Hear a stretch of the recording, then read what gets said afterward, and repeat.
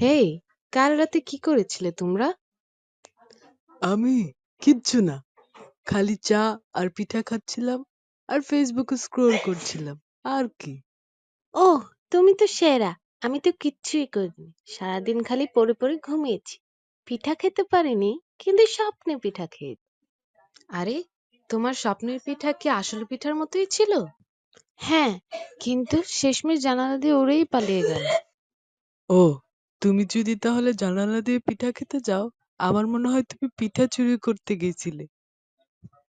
আরে দাঁড়াও দাঁড়াও, আমি যদি জানতাম তোমরা পিঠা নিয়ে এত মজা করছো, তাহলে আমি আজকে পিঠার দোকানেই চলে যেতাম। এখন শুধু বাকি পিঠা কেটে খাওয়া আর পিঠা নিয়ে চিন্তা করা। অবশ্যই, পিঠা ছাড়া জীবন বড্ড উজ্জ্বল নয়। আমি এসেছিলাম তোমাদের সাথে গল্প করতে, আর তোমরা এখানে পিঠা নিয়ে গল্প শুরু করছো। এক কাজ করো, তোমরা দুজনে পিঠা নিয়ে একটা মহাকাব্য লিখে ফেলো। আর তার নাম দিব পিঠার মহাকাব্য। পিঠার মহাকাব্য।